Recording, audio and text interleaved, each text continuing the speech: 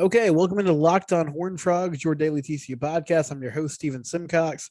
Alongside me is Arik Hughes. And Arik, you're the first guest we've ever had since we transitioned to YouTube.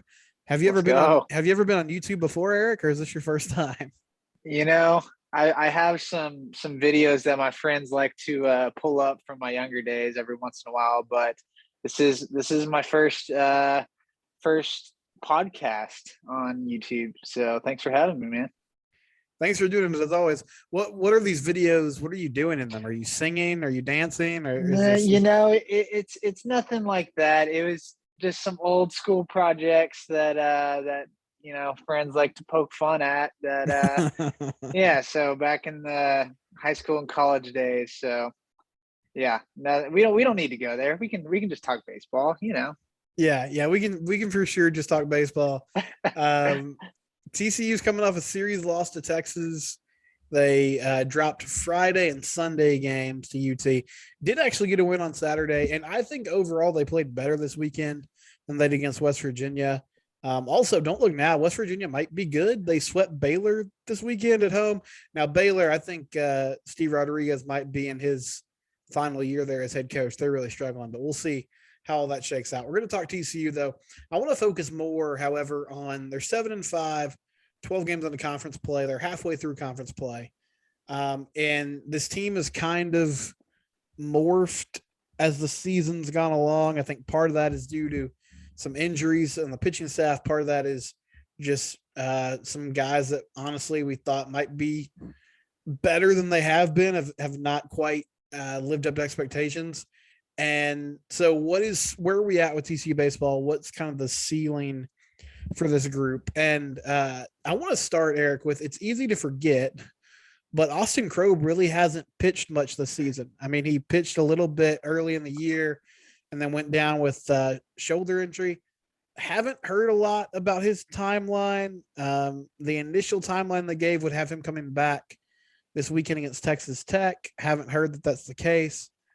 But in a hypothetical world where Austin Krob gets on the mound again and is somewhat close to what he can be as far as his effectiveness goes, how much does that help this TCU team if they can get back to the weekend rotation that they had planned on going into the season?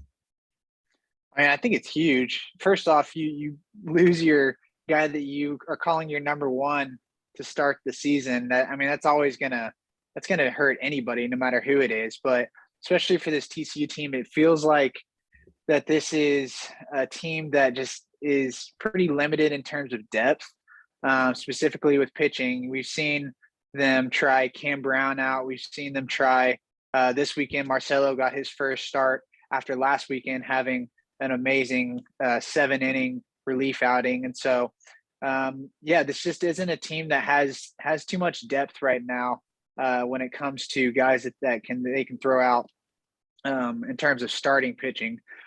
So he's going to be a big piece down the stretch for the Frogs. I think he's going to help determine in a way how this season goes, because what you're getting, at least so far, with Riley Cornelio. He's done an outstanding job stepping into that Friday night role.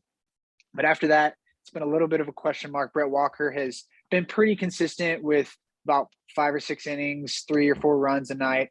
But in terms of after that, it's pretty skin and bones. And so Austin Krob, TCU is really going to need him to come back and come back strong if they want to make a push in the second half of the season. They will, and I think the Riley Cornelio emergence is kind of intriguing because it doesn't force you to throw him back into a Friday night role, which could be significant. Marcelo Perez did do a nice job on Saturday.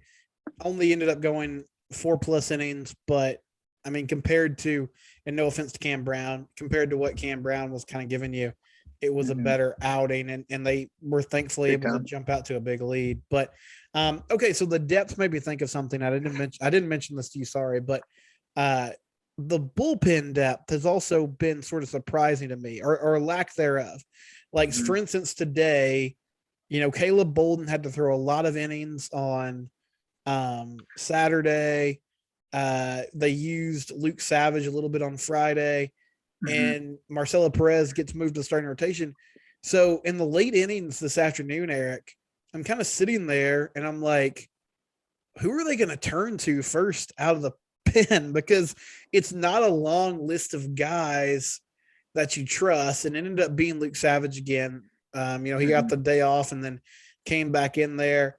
They went to Garrett Wright late, which that's a name that at the end of last season, I mean, he was sort of the dude. Like he was really Yeah. versatile. He was someone that came in and gave them a lot of Mhm. innings. He's sort of been MIA this year. Mhm. Um, what do you make of kind of how that's all gone down? Because it does really feel like they've only got 3 or 4 arms that they want to use right now. And I doubt that's because that's what they want to do. I just think it's out of necessity, I guess. Sure. Yeah. No, absolutely. I mean, I literally was about to say Garrett Wright.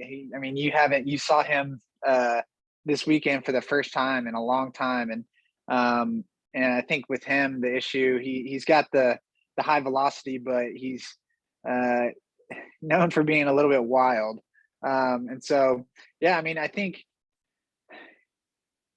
pitching when you have a guy like Marcelo that is going to be a late guy, a guy that you feel that you can turn to, has to get bumped up into the rotation. Um, you just don't have that many guys that you can trust down the stretch, and so Caleb Bolden did a great job this weekend getting some outs and getting 3 or 4 innings in there. Besides those 3 guys, like you said, there's not much that you can turn to, and so that we had a couple. TCU had a couple guys coming in this season, like Tommy Vale, Caven Parker, a couple of transfers and freshmen coming in that you were expecting. Okay, maybe these are guys that will be able to get some outs for you out of the bullpen, but that just hasn't been the case. And so, yeah, it's been kind of a, I don't want to say a nightmare, but it's just been tough to trust anybody that you can go to besides your top 2 or 3 guys in the pen there. Okay, so turning our attention to the lineup, Saturday scoring 7 runs made, I guess, kind of the averages look okay this weekend, but 6 of those runs were in the first couple of innings. Braden Taylor had a big weekend hitting a few bombs, but overall, it's another, 3 or 4 days at the plate where this team has just struggled a lot. I think early in the year, they benefited from pitchers that were making mistakes, which, I mean, that's part of hitting, right? Like getting free passes, getting on base is huge. But especially with runners in scoring position, Eric, so many people have been left on base. And I know, like, in some of those situations, there's 2 outs and it's hard. Like, pitchers are bearing down. It's hard to get hits. It's hard to have good at bats. But is there anything you're seeing with the approach? Is it just kind of limitations you have with who you have up there? Um, they do find a way to get on, and they found a way to get on a lot this weekend, but just could not bring guys home. Uh, Even on Saturday, trying to extend that lead, could not find a way to get guys across the plate to really put that game away. Yeah, yeah, it's frustrating. I think it comes down to that I mean, right now you've only got about 5 or 6 max, probably more like 4 or 5 guys that are hitting the ball.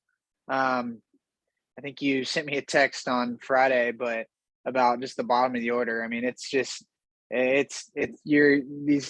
got the guys coming up in the 7, 8, 9 hole, and it's just you're expecting outs. You're hoping for a walk, and it's been, I think, super disappointing for Luke Boyers. He kind of had an up and down season last year, but you're hoping that he would be able to make some progress, make a step this season. And you just haven't really seen that from him. He's striking out a lot.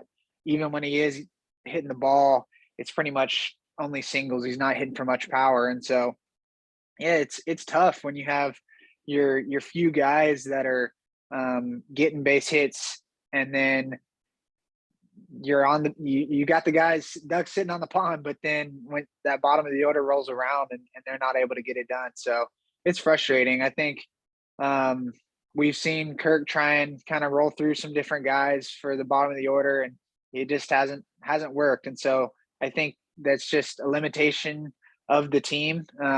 You're going to have your few guys, your few big hitters that are able to get it done, but after that, you're gonna be really hoping for some walks or wild pitches there from there on out.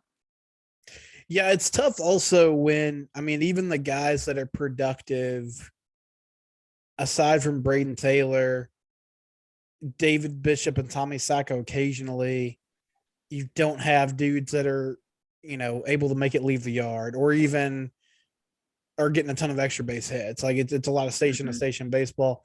But yeah, the bottom of the order, let's talk about it. It's been difficult. Luke Boyers is in a funk. I think Reed Spinrath has given them some bright spots. He's sort of showed some power, showed some ability to get on. Garrison Berkeley actually had a pretty good night Friday compared to everybody else, but he struggled the rest of the weekend. Logan Maxwell is really good in the field. I think he's just not quite ready to be up at the plate on a consistent basis. Porter Brown, I don't know. I've mentioned it multiple times. I'd like to see him get more at bats, but in fairness to Kirk Saarloos, when he's had opportunities, it hasn't worked. So I guess, you sort of mentioned it. It's kind of a limitation. Like there's things that a team can change, and there's also just things that a team's going to have to work around the rest of the year.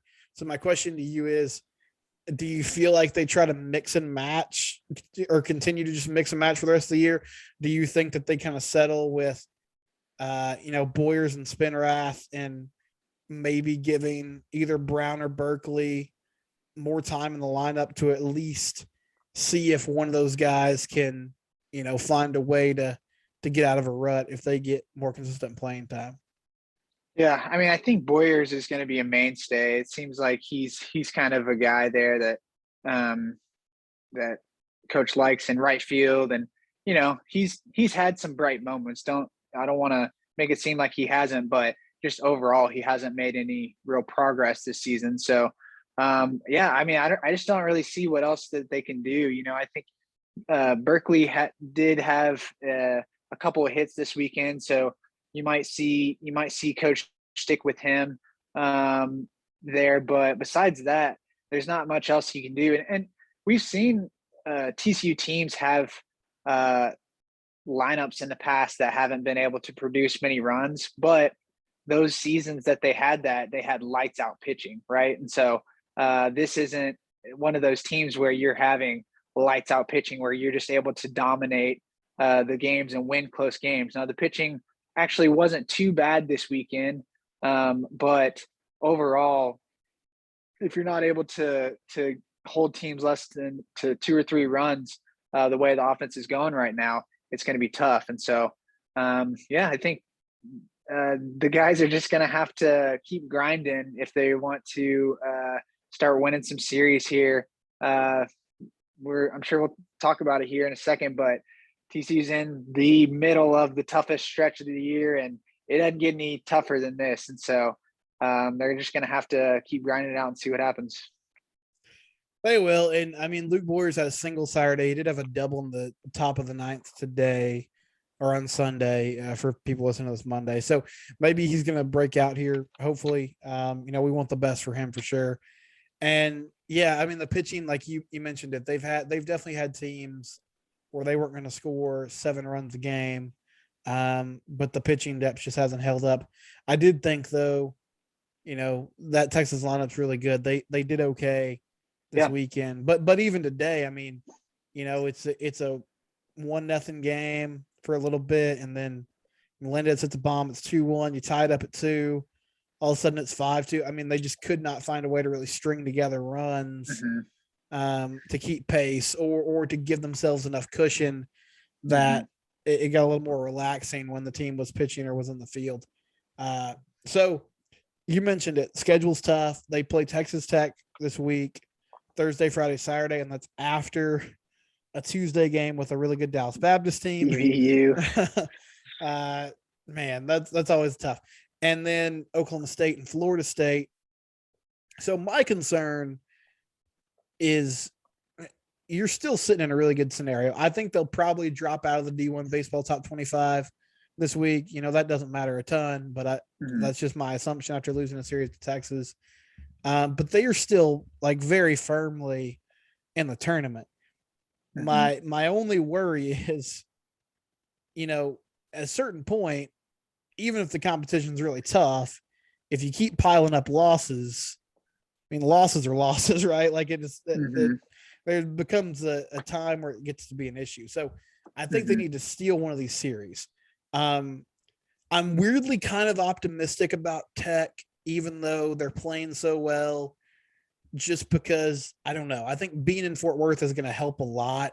Maybe I'm going Mhm. to be totally wrong about that. I know playing in Lubbock is a problem because of the Yeah. way that park plays and the way that they play out there.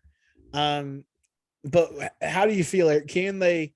I mean, is there one series in particular of the? We'll throw Florida State in there as well. Of the three coming up, Tech, Oklahoma State, and Florida State, that you think they could steal one, and then that would give them a little bit of cushion and maybe some life going into that home stretch with KU and Oklahoma to close out the regular season.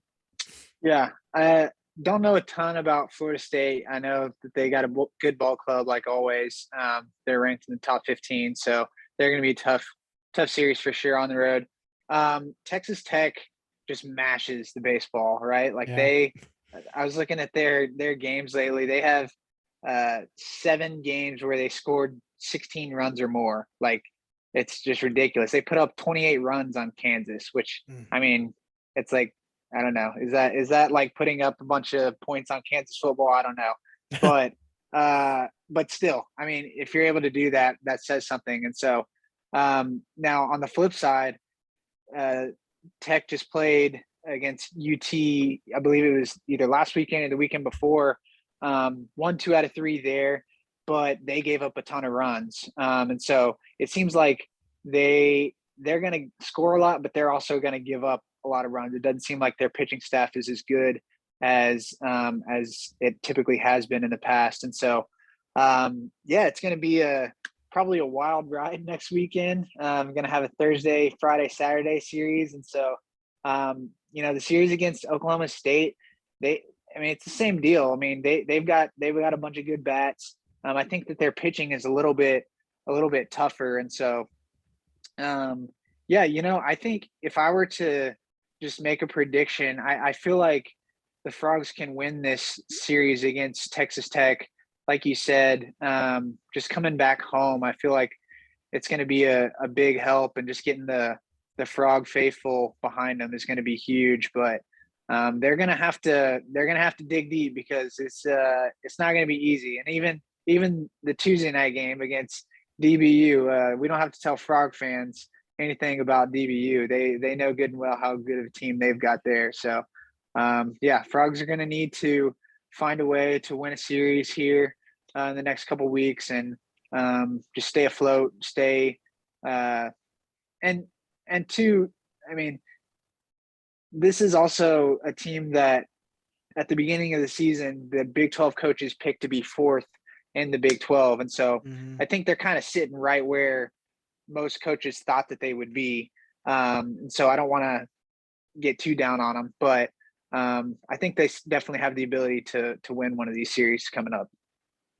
I think they do too. And yeah, DBU will be a fascinating game. I assume Cam Brown will get that start. We're going to see what they do with that Tuesday night slot.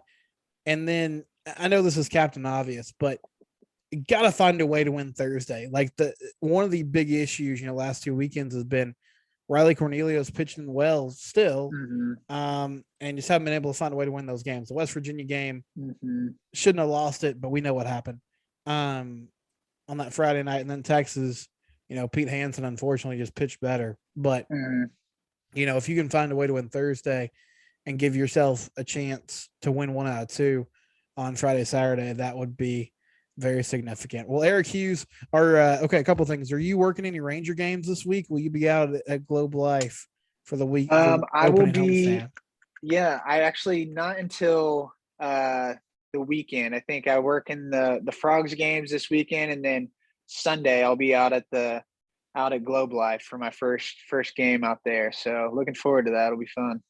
So you can catch Eric at Lupton Thursday through Saturday, and then he'll be at Globe Life on Sunday. Man, Arik Hughes, big baseball guy, never Lots, misses. lots of baseball. Lots Lots of of baseball, man. lots of baseball over the past few months and a couple more months to come. We appreciate it as always. This has been another edition of Locked on Horned Frogs, your daily TCU podcast. We'll talk to you again tomorrow.